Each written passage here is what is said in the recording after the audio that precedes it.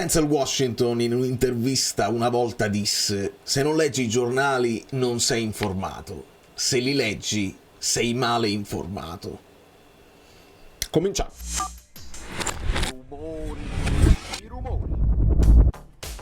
Amici bellini, questo è un video diverso, mi rivolgo alla mia community, do il benvenuto a Malvoice, vi invito a iscrivervi al canale se non l'avete ancora fatto e a fine video parliamo anche di un paio di cose di mercato del Napoli. Questo è un canale che parla del Napoli, principalmente del calcio nello specifico, e parliamo di sport e non andiamo mai in altri argomenti che non siano strettamente legati allo sport. Però questo video è un po' più in generale perché viviamo in un periodo dove l'informazione ha perso un pochino quella che è la credibilità di quando uno apre un sito o legge un giornale. Il giornale ha del tempo, no? Hanno più tempo magari di controllare le notizie prima di pubblicarle, e quindi c'è un giornale. Ma oramai i giornali chi li compra? E i giornali te li leggi online, e anche online anche i giornali, pur di arrivare prima sulle notizie, le distribuiscono e non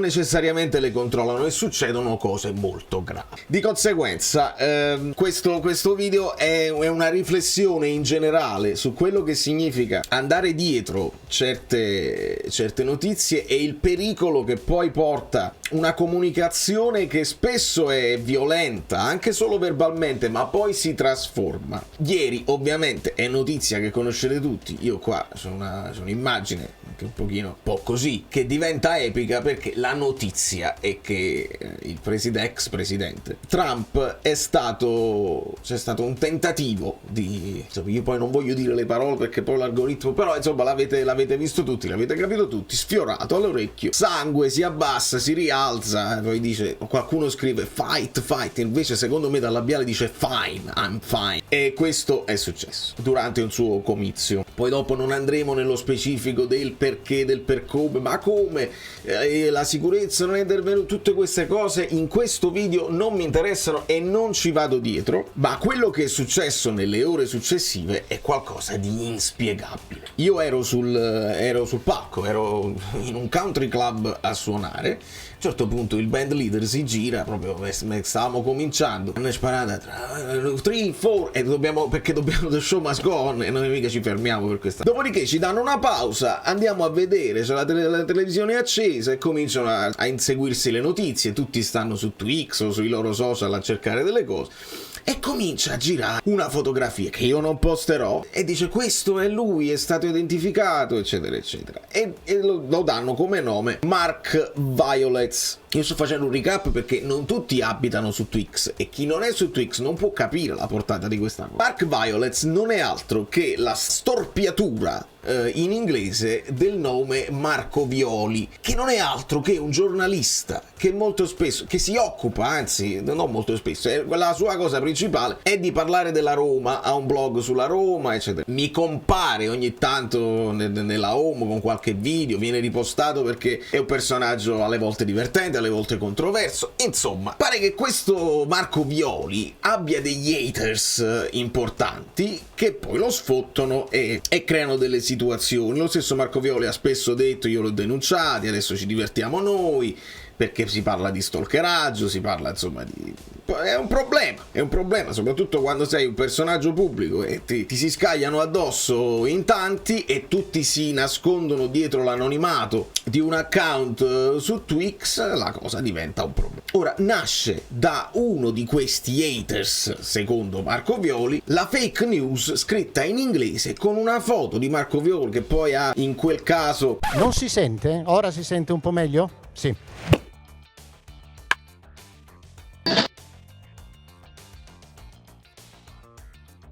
Degli occhiali da sole, sta tutto bardato e quindi non è subito riconoscibile, ma sembra, si usa una foto dove sembra un personaggio che cerca di celare i suoi connotati e dice questo è un membro di Antifa, Mark Violets, è stato lui, eccetera eccetera. La notizia, che non è una notizia, è una fake news a tutti gli effetti. Tra l'altro anche la frase fake news viene utilizzata spesso da Trump, che praticamente è stata coniata e il mio punto di vista viene da chi da italiano all'estero poi legge delle cose a un algoritmo anche completamente diverso E quindi quando si comincia a far girare questa cosa, i media più o meno grandi, poi si tratta a volte di blog, si tratta di gente che non deve, magari non sono nemmeno autorizzati, prendono e hanno diffuso questa fotografia col nome Mark Violence dicendo questo e questo. Insomma, è successo la qualunque. Addirittura nel locale in cui stavo suonando, il bartender che stava dietro al bancone: c'ho la foto, vuoi vedere chi è stato?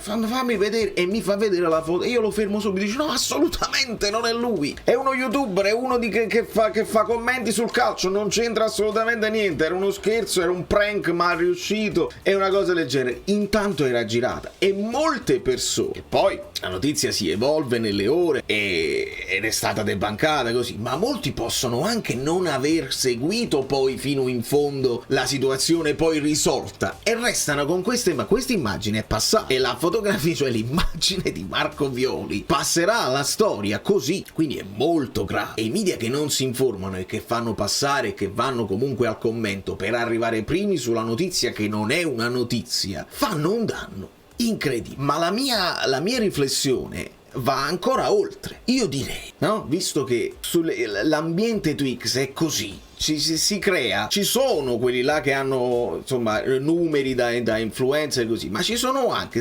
semplici utenti che, a prescindere da quella che è la loro cerchia di amici, sono allo stesso livello di chi fa informazione pubblica così, e se vanno ad essere i personaggi contrapposti dicono delle cose, vengono poi imitati e c'è l'escalation della violenza semplicemente verbale. A volte la violenza verbale diventa anche altro e bisogna assolutamente evitare. Quindi gli argomenti sul piatto sono due: i media che non controllano niente e fanno girare queste notizie che non sono notizie, false, e l'escalation di una contrapposizione che una volta è divertente, una volta è così per farsi una risata tra amici, una volta diventa seria. Sta capitando anche a me che ogni tanto qualcuno mi attacca, mi offende. Io tendo a non rispondere, tendo a non bloccare, anche perché voglio vedere quando mi si chiama in causa e si dicono delle cose. Io ho bisogno di vedere e di controllare. Però io prendo una decisione oggi, che è quella di to not engage, cioè non rispondo e non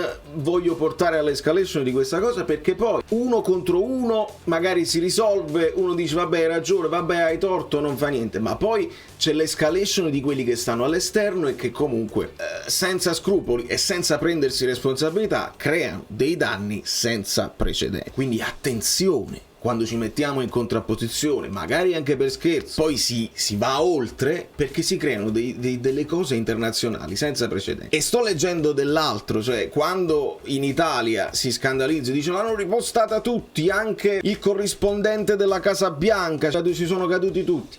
Attenzione anche lì, perché quando si parla di corrispondente della Casa Bianca basta una velocissima ricerca e si vede Simon Ateba è un giornalista camerunese, proprietario e unico impiegato del sito Today News Africa, il quale è stato corrispondente della Casa Bianca, eccetera eccetera. Poi ci sono anche delle cose, dice lui si è lamentato molto spesso che non veniva invitato. Insomma, non è il corrispondente della Casa Bianca che si dice, è come se fosse un giornalista, per esempio nigeriano, che parla di Osimhen, che parla del Napoli e sta fuori al training center e tu dici il corrispondente del Napoli.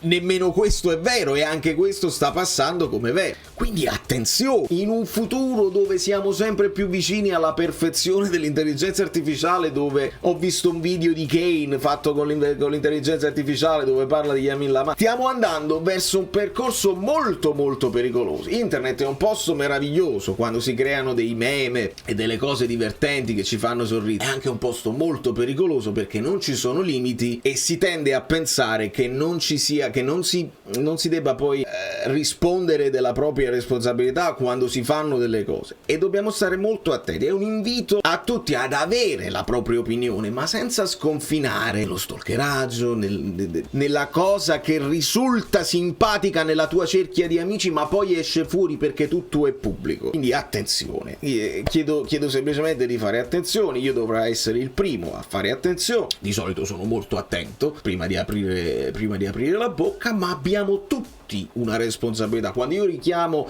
alla responsabilità ai giornalisti, che dico voi influenzate il pensiero dei tifosi e delle cose, ma anche i tifosi hanno un'influenza, lo abbiamo visto molto spesso nel calcio, tifosi che prendono posizione, società che ci pensano e magari cambiano le loro strategie perché il tifoso ha parlato, e il tifoso poi smuove le coscienze generali e si va oltre. Di conseguenza occhio, perché veramente diventa una giungla, ed è la bellezza di internet, che era poter avere accesso a informazioni nell'immediato. Se poi le informazioni possono rovinare la vita della gente, stiamo parlando poi di una cosa che non è una cosa piccola, uno ci ha rimesso la pelle nel pubblico del comizio, lo stesso Shooter ci ha rimesso la pelle, di conseguenza non stiamo parlando di una cosa piccola. E leggo, capito, il Twitter calcio che si diverte, abbiamo messo in ginocchio. No, non c'è da esaltarsi e da essere contenti e da poi imitare, perché poi questo porta all'imitazione. Ci sarà qualche altro utente che farà lo stesso tipo di tweet per avere la stessa notorietà. Vediamo se succedono poi delle conseguenze, perché qua andiamo oltre quello che è uno scherzetto dialettico. Facciamo attenzione, dico solamente questo. E ricollegandomi al discorso, perché lui è un giornalista della Roma, e alle notizie di mercato del Napoli, adesso si parla di Berardi, si aggiunge al nome di Greenwood, altro nome che divide, che crea polemiche, così. Berardi sul mercato, perché però dobbiamo pensare pure che Berardi viene da infortunatissimo, e quindi il Napoli interessato a Berardi. Le notizie di oggi sono praticamente Berardi, Mazzocchi addirittura in uscita, che è una cosa molto strana, perché poi devi pigliare, se hai tolto Zanoli, se ti togli anche Mazzocchi, o sposti Zerbin sulla destra, oppure devi poi prendere un vice Di Lorenzo. Se Di Lorenzo lo fai giocare Bracetti, ne devi prendere due. Mi sembra un po' strano. E altre notizie onestamente oggi non ce ne sono, se non che Rafa Marin sembra in affanno con gli allenamenti di Conte, De Laurentiis è arrivato a Di Maro, insomma qualcosa uscirà. Ma vi volevo semplicemente parlare di questa cosa che va al di là del calcio, che si parla di comunicazione e mi interessa, e quindi volevo sfiorare l'argomento senza coglierlo, perché poi diventa difficile. Da New York, Valerio Fluido è tutto a posto, però facciamo attenzione, guardiamo il punto di vista anche dall'altro lato, perché altrimenti se siamo solamente dal nostro punto di vista facciamo un sacco di risate. Poi c'è un altro punto di vista che non consideriamo, e voi lasciate like su questo video, che è una cortesia nei miei confronti.